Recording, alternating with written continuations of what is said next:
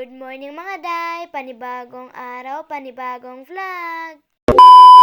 Monday na ulit! So, school vlog na naman tayo. At dahil Monday ngayon, kailangan ko naman gumising ng maaga. Yes po, opo. Pero parang gusto ko pang humilata. At eto na nga sinusuklayan na ng ate girl nyo ang kanyang buhok. Buti nga't mga alas 5 bumangon ng ate girl nyo. Mas nauna pa yata bumangon yung kapatid ko kaysa sa akin. Char! Paano naman kasi itong kapatid ko? Sobrang aga gumising. Lumabas na nga pala ako sa mga oras na yan. At tingnan nyo, malapit nang lumabas ang sunset. Sunset? Ang ganda din ng clouds. Paano ka naman kasi hindi magagandahan yan? Tingnan nyo, parang cotton candy. Candy? Pagkatapos po pala niyan ay sinampay ko muna ang aming labahin bago maligo. Dahil baka uulan na naman mamaya. Pagkatapos ko po pala niyan ay naligo na ako. Grabe, ang lamig pa ng tubig. Buti nga't napaaga ako sa mga oras na yan para mas baka-ready ako. Tingnan nyo tong kapatid ko, nagpa-cute pa. Pagkatapos po pala niyan ay sinuklayan ko ng aking buhok. Tingnan nyo naman basang-basa. Pagkatapos ko po palang magsuklay ay naglagay na po ako ng pulbos. Hindi po kasi ako mahilig mag-makeup kaya pulbos na lang okay na. Pagkatapos po pala niyan ay inihanda ko na po ang aming agahan. Dahil gutom na gutom ng ate girl nyo. At andito po pala ang aking kapatid na napakakulit. Tingnan nyo, nagpapakyut pa. Ewan ko ba tong kapatid ko, laging nagpapakyut sa vlog ko. Huy!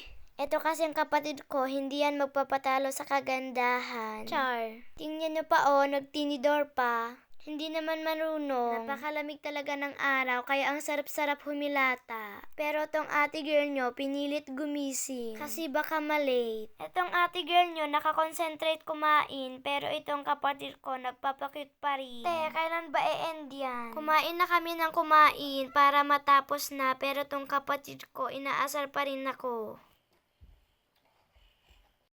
Tingnan nyo, hindi pa rin yan titigil. Pagkatapos ko rin po palang kumain, ay sinuot ko na rin itong medyas ko. Alam nyo naman tong ate girl nyo, mahilig magmedyas. Pagkatapos po pala niyan, ay niready ko na po ang aming mga gamit. Pagpasensyahan nyo po itong boses ko, kasi may ubo ang ate girl nyo. Ready ko na rin po itong mga gamit ng kapatid ko, dahil baka malilate na po kami.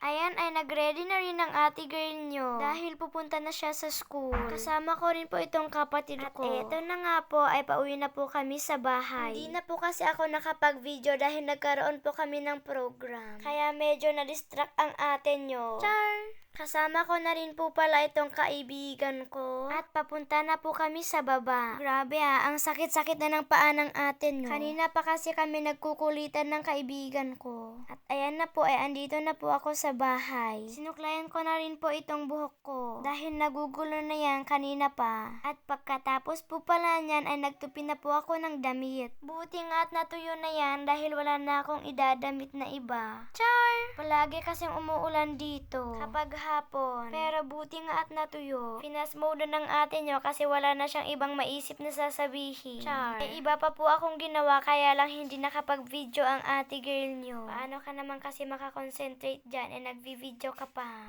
Kaya eto na lang muna ang i-video ko. Pagkatapos po pala niyan nilagay ko na sila sa kanilang bahay.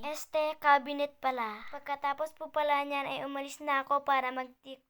Uy, ang isasayaw ko po pala ay itong dance ni Niana Guerrero. Ito kasing dance na to nakaka-relax ng body. Char! Pero tong ate girl nyo, hindi magets ang steps. Abangan nyo po pala ito mamaya. And this is the end of my vlog. Thanks for watching.